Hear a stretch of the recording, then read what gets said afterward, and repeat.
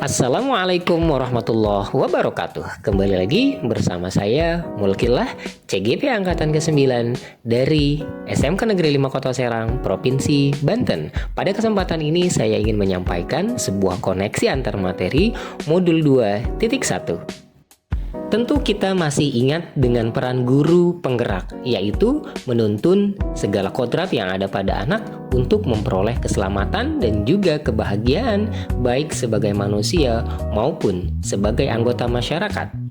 Selanjutnya, Bapak Pendidikan Nasional kita, yaitu Ki Hajar Dewantara, pernah menyebutkan bahwa guru bukan hanya diibaratkan sebagai petani, namun guru juga diibaratkan sebagai seorang tukang ukir kayu. Mengapa demikian? Hal ini karena kita bisa pahami, jika guru diibaratkan sebagai petani, maka ia harus bisa memilah dan memilih lahan untuk ditanami, serta asupan-asupan makanan serta pupuk seperti apa yang harus disiapkan agar tanaman tumbuh secara subur, tumbuh secara baik, berkembang sesuai dengan yang diharapkan. Begitupun juga ketika guru diibaratkan sebagai seorang tukang ukir kayu, maka guru harus tahu bagaimana karakteristik dari kayu tersebut atau bagaimana cara membuat ukiran agar ukiran tersebut bisa menghasilkan ukiran yang terbaik. Tentunya guru harus menyiapkan peralatan-peralatan yang sesuai dengan keadaan dan juga kondisi kayu masing-masing, sehingga hasil yang dicapai dari ukiran tersebut akan menghasilkan masterpiece yang memang sangat diidamkan. Berbekal dari pemahaman bahwa guru bisa diibaratkan sebagai seorang tukang ukir kayu, maka guru harus mampu menghadirkan proses pembelajaran berdiferensiasi di dalam kelas. Apakah yang dimaksud dengan proses pembelajaran berdiferensiasi? Berdiferensiasi adalah sebuah upaya guru dalam menghadirkan pembelajaran yang memenuhi kebutuhan belajar murid. Lalu, apa sajakah kebutuhan belajar murid itu? Menurut Carol N. Tomlinson, ada 3 kebutuhan belajar murid. Yang pertama, berkaitan dengan readiness atau kesiapan belajar.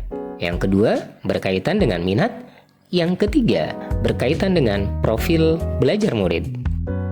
Kesiapan belajar atau readiness dapat diartikan bahwa setiap siswa memiliki tingkat kesiapan belajar yang berbeda. Ada siswa yang membutuhkan bantuan lebih dalam memahami konsep tertentu, sementara yang lain mungkin sudah memiliki pemahaman yang mendalam akan sebuah hal.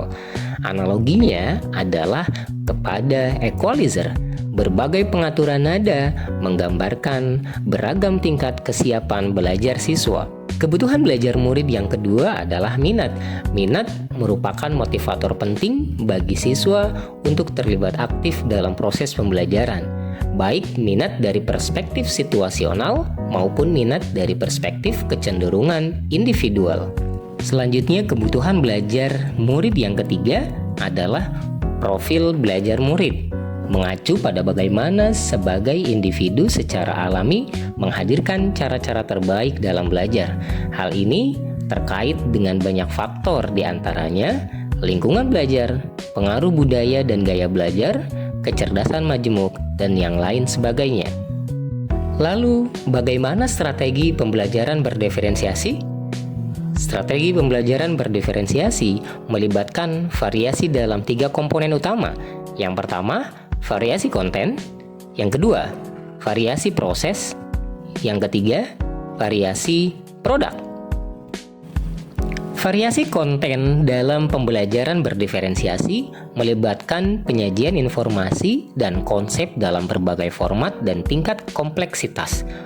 Konten dapat disesuaikan dengan tingkat pemahaman dan minat siswa. Sebagai contoh, guru dapat memberikan materi pembelajaran melalui teks, gambar, video, atau presentasi multimedia. Konten juga dapat disesuaikan dengan tema dan tingkat kesulitan yang disesuaikan, sehingga siswa terdorong untuk terlibat aktif dalam proses pembelajaran. Yang kedua adalah variasi proses. Variasi proses pembelajaran berfokus pada metode pengajaran yang berbeda untuk memfasilitasi pemahaman siswa. Guru menggunakan pendekatan yang beragam untuk menyampaikan informasi dan melibatkan siswa dalam kegiatan pembelajaran.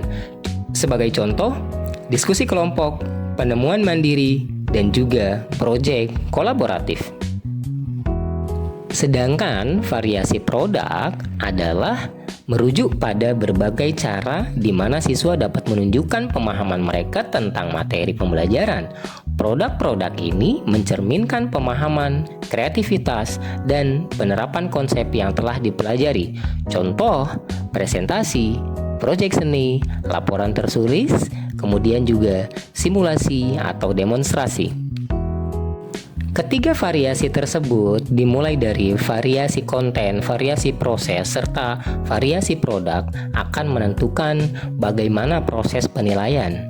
Tentunya proses penilaian dapat dilaksanakan dengan melalui 3 tahapan atau 3 cara. Yang pertama, assessment for learning, yaitu proses penilaian selama proses pembelajaran. Yang kedua, assessment as learning, artinya proses penilaian di mana penilaian itu sendiri sebagai proses belajar. Hal ini melibatkan antar siswa dengan siswa yang lain. Untuk yang ketiga adalah assessment of learning, yaitu sebagai penilaian sumatif. Dari penjabaran tersebut dapat disimpulkan bahwa pembelajaran berdiferensiasi dapat memenuhi kebutuhan belajar murid dan membantu mencapai hasil belajar yang optimal. Karena yang pertama, penyesuaian pada tingkat kesiapan belajar. Yang kedua, variasi dalam pendekatan pembelajaran. Yang ketiga, memahami siswa secara individu. Yang keempat, penghargaan terhadap minat siswa. Yang kelima, evaluasi yang adil dan berbasis kemampuan. Yang keenam, memfasilitasi pembelajaran yang kolaboratif. Dengan berbekal pemahaman filosofi Ki Hajar Dewantara, nilai dan juga peran guru penggerak, visi guru penggerak, serta budaya positif, tentunya pembelajaran berdiferensiasi ini adalah satu upaya tambahan dari banyak upaya kita sebagai guru untuk menuntun siswa dan siswi kita menuju keselamatan dan kebahagiaan sebagai manusia dan sebagai anggota masyarakat. Demikianlah uraian singkat modul 2.1 koneksi antar materi berkaitan dengan pembelajaran untuk memenuhi kebutuhan belajar murid. Terima kasih atas perhatian, terus tergerak, bergerak, dan menggerakkan. Wassalamualaikum warahmatullahi wabarakatuh.